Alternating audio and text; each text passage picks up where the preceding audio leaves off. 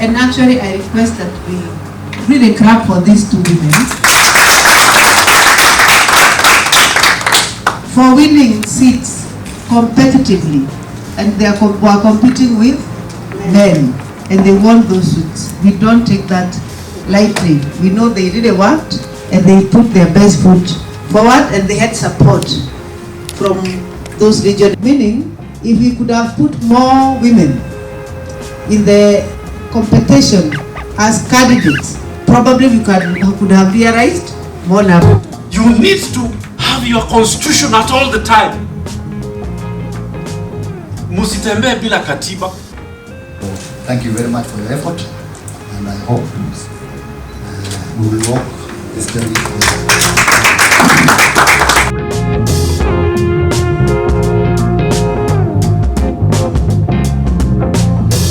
We believe that this country have, according to the last census, have 66.8% of the citizens are below the age of 35. Meaning, young people should also be given more opportunities because they are the majority, and that is part of the inclusion. Allow me, just like the speaker said, to just read a speech, because I also took this meeting to be very important, and because it is made of people who can make a difference, not only in Wajir County, but also in this country. And I want to agree with the speaker that when you give women an opportunity, they actually come with their whole body and their whole heart, and they want to make an impact and impact lives, not only at family level, but at the village level, at county level, and everywhere. So I agree with the speaker that we then must be deliberate about giving women opportunities. Honorable Speaker of Wajir County Women Caucus members, representative from NMD, led by the country director, who is represented here by the one of our young officers also here. Ladies and gentlemen, I wish to take this opportunity to welcome you to Nairobi, and also to this training that is greatly sponsored and brought on board by the Office of Registrar of Political Parties. We are thrilled to host this two days training and engagement in partnership with NIMD. I commend the collaborative effort between Wajir County and the Office of Registrar of Political Parties, especially the regional office at Garissa, which is by extension the whole institution of ORPP. During this meeting, there will be a focus on crucial issues surrounding women representation in politics and electoral process, as well as the barriers that they face. We intend to engage on how to overcome such barriers, giving examples, because from where we sit, we have seen how women have struggled and experienced different barriers in their endeavor to join politics and understand electoral processes.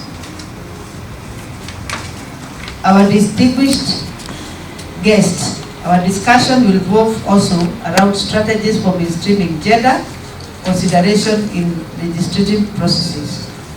Gender mainstreaming is crucial for aligning with global commitments such as the Beijing Platform for Action and the Convention of Elimination of All Forms of Discrimination against Women.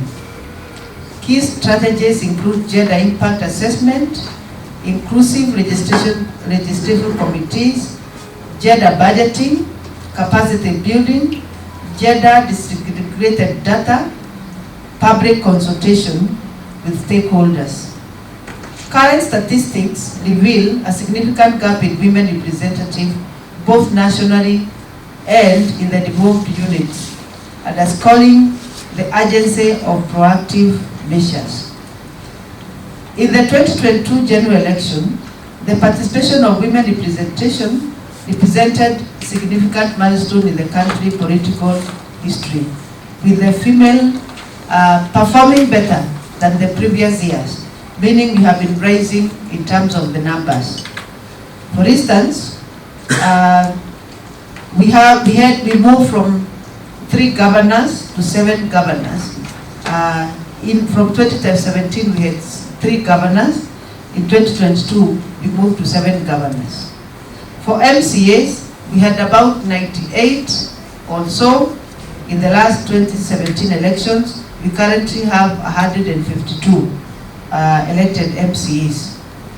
For National Assembly, we moved from 23 in the last electoral cycle of 2017 to 29, except that one of them became a cabinet secretary, leaving 28 who are sitting single member constituency. For the women representative, we of course have 47, but for single member constituency, we moved from 23 to 29 minus 1, which is 28 now.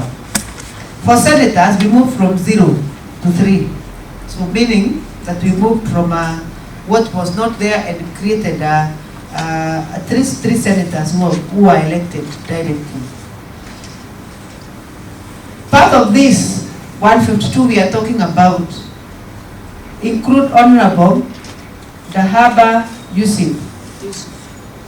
Yusuf, where is she? Yes. Yeah. She's not around. She's around. Yeah. Of Banana Ward, and Honorable Mahfoudha Abdullahi, MCA. Cecilia, where is she? Yeah. Very good. This forms this 152 when we are talking about of the increase of numbers. And actually, I request that we really clap for these 2 women for winning seats competitively, and they were competing with men, and they won those seats. We don't take that lightly. We know they really worked, and they put their best foot forward, and they had support from those regions, especially women from those regions. Ladies and gentlemen, we note that out of the 1882 available vacancies, 1,638 positions were secured by men, meaning that we really have to work towards realizing more seats for women. In terms of candidates, the women, the total candidates of all people who frontier to be in elections were 16,100. Out of that, 1,979 were women, meaning they were less than 2,000 out of. So it's upon us, and that is one of the challenges that we are challenging women of this country from every county to try and put as many women in the ballot paper, so that as we talk about women being elected, then we have enough numbers and enough choices that Kenyans can make from. Because if you put one woman, and probably it may be popular in one side, but you can put another one who can actually attract even more. So the more the women that we shall put in the arena of politics, and also in elections, and specifically in the ballot paper, the more likely that we shall have increased numbers. So I call upon you that we who are nominated today can put ourselves also in the next elections in the ballot paper, and also mobilize more other women to become candidates.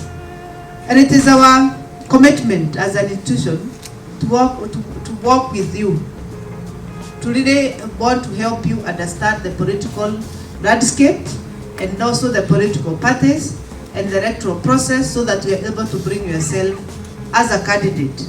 And in the last election, I want to tell you, we really even set up a gender desk, a call center, where all women could call, especially during party nominations and a nomination by the returning officers of IBC, because we could see how some of the women were struggling, even to get to understand a proposer and a seconder.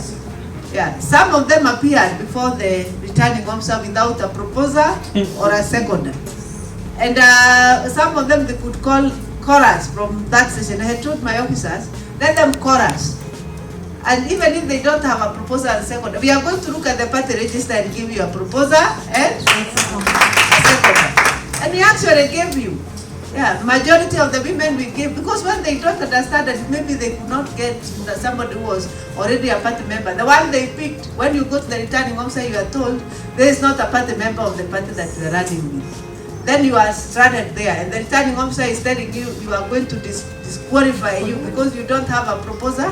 And second, I talked to more than 50 returning officers to tell them, allow us to look for a proposer or a seconder for those women who have appeared before you, probably with a person who is not a member of your of their political party.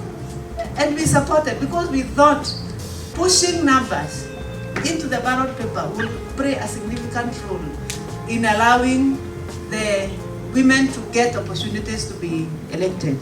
Luckily for us, we had a very cordial and good relationship with the Electoral Commission, so they could, most of the returning officers who are known to myself were able to help the women. And apart from the extreme cases, I don't remember any time that a woman was denied being nominated because of the issues that the Office of Registrar could resolve. Ladies and gentlemen, another important issue is gender-based violence, which also manifests itself during elections. Gender-based violence, which include physical, psychological, economic, remain a pressing issue in Kenya, and also specifically even in Wajir County. The root cause, such as socio-cultural norms and gender inequalities, contribute to prevalence of gender-based violence. Collaborative efforts are essential to raise awareness, develop support mechanisms, and advocate for gender-sensitive policies to combat this issue effectively. Part of it, I personally believe, include equipping the women to be assertive, to be intentional, and also to be responsive instead of reacting. When you respond to these issues of gender-based violence and categorically say no to them, then we shall be on the right path to reduce. The other important factor in gender-based violence is raising the voice. Let's talk about them. Let's not go under when they come to abuse, and then later only see the repercussion of what gender-based violence can do. Let's speak about it and condemn when we find such issues. Developing effective community engagement strategies to address gender-based violence is very important. This includes education, ensuring that girls go to school, and also women get educated in other social spaces and social issues. Creating safe spaces, and very importantly, involving men and boys, and forming partnership with the local organization, which include bringing men and boys on board. Successful communication, monitoring, and collaboration. The reason why I take exception as a strategy to involve more men and boys, because some of these issues are passed from one man to another. And some of the men and boys may not be thinking they are doing anything wrong. They may think it's part of the cultural inheritance that a person has. So educating men and boys and sensitizing them about gender-based violence is also very, very important. Ladies and gentlemen, one of the other issues that we shall discuss through our consultant here is legislative and policy analysis and agenda. A thorough understanding of policy cycle is very important.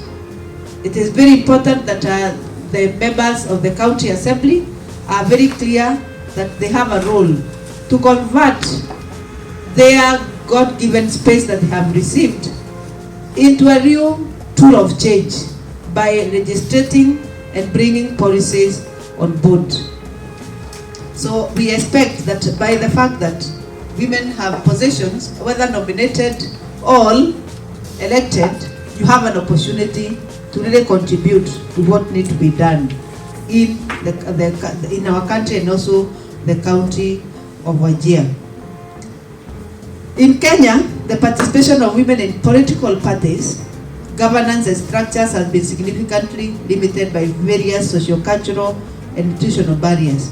Despite efforts to promote gender equality and inclusion, women face challenges such as discrimination within political parties, lack of access to resources, especially during campaign, inadequate representation within the political party's leadership, and I'm very glad to hear that there are women here who are officials of political parties. Kindly put yourself strategically within political parties. The Constitution of Kenya mandates a minimum of 1/3 representative in electing positions, including political parties, and appointing positions, including political parties. The Office of Registrar is keen to enforce compliance on this particular area, and it is one of the grounds where a party can be deregistered or even suspended, and we keep enforcing. And I can tell you 97% of political parties have complied in this requirement. The only question is the quality probably of the women they have put as part of the compliance. Maybe there are those women who are not even interested in promotion of equity and equality, or even there are those women. But anyway, we bring them on board and capacity build them so they become conscious, and that is our role. Those women, we call them into meetings. Like tomorrow we have a meeting of governance, focusing on governance, and one of the main topic is governance of political parties, where we are called political parties officials. And one of the mainstay of our training is inclusion and how to promote the women participation within political parties. So sometimes it is also good to have those women, the one political parties bring, and then we capacity build them to become instruments of change. And we have seen them grow from that level of I've just joined a political party to becoming conscious on inclusion. It is imperative for political parties to prioritize women empowerment, establish mechanisms to foster their active participation in governance structures, capacity building, and policy reform that promote gender parity.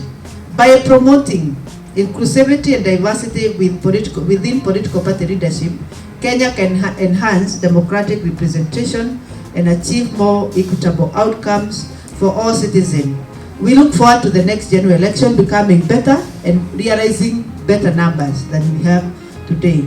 In conclusion, ladies and gentlemen, this retreat provides a valuable opportunity for engaging in meaningful discussions and developing practical strategies to enhance women representation, combat gender-based violence, advocacy for gender-sensitive policies, collaborations, and forming a way forward of how we can work together to make Wajir an inclusive county and also a very gender-conscious county, and therefore strengthen the participation of women in all agenda of the county. Ladies and gentlemen, let us unite our strength to drive positive transformation and cultivate more diverse and fair political environment. The county speaker of Wajir, we look forward to collaborate and work with you as we enhance the inclusivity and as we also do in the other part of that region. Thank you very much, and most welcome.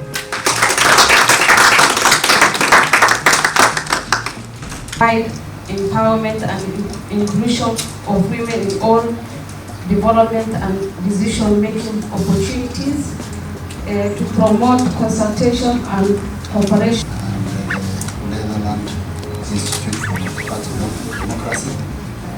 And I want to especially thank everyone whom I believe without effort and support, this meeting will not have been possible. I think she put a lot of effort into it, including coming all the way to Wajir. We had a meeting together along with some of the leaders of the Caucus, and since then I really have been in touch with her nearly on a weekly basis. So thank you very much for your effort, and I hope we will walk this journey together.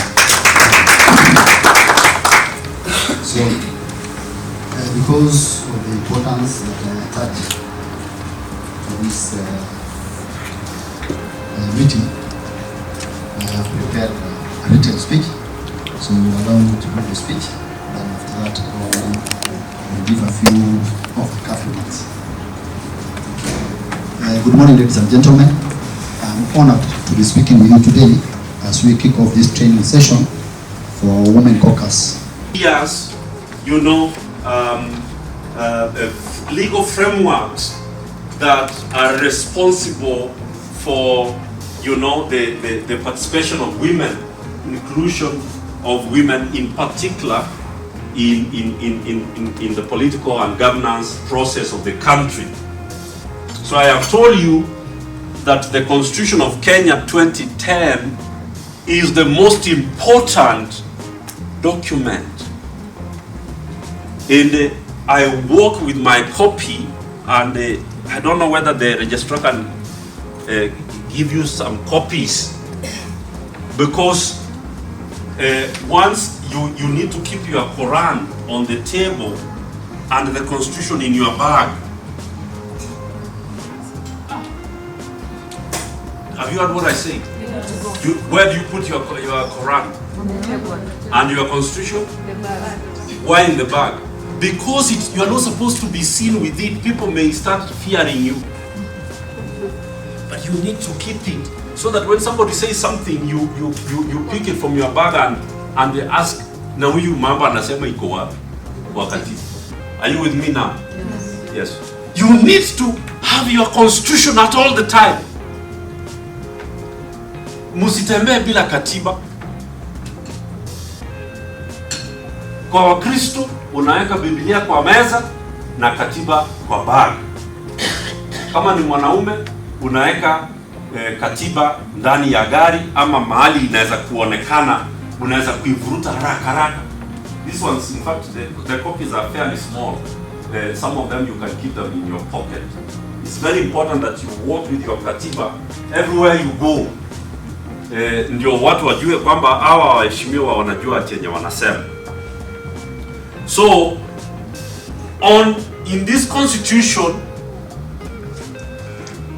which I have told you was a product of struggle, watu walifungwa jela, wengine wakawawa, wengine wakafurushwa nje, wakakuwa exilees out of the country. That is the fight that when Moi took me and 14 others to committee in 2001 October, can never forget that. It's because we were having a meeting to discuss about land rights here on Gong Road on Mashujaa Day. And so the Mariams came and we were gathered and we were called dangerous people because we were discussing the need for a new constitution. That was 2001 October 20th. But that's a story for another day, because I'm alive, meaning that I survived, isn't it? So that is why this constitution is very important for you. Working group say, it says the following: amend section 31, 35A and 36 of the Elections Act, so that parties are required, when they are presenting their candidates to IBC, let them meet the gender rule of the list of their candidates. That's very useful. That's how we will increase the number of women vying for seats from a mere 2,000 to at least, out of 16,000, if you divide it by 3 or 3.3, then you are seeing that we shall have increased the number of women candidates from a mere 2,000 to about 6,000. If you increase that to 6,000, then you are saying that the chance of women getting elected is going to move from 12% to nearly 30%. Then the top-up will be very small. The top-up will be very small.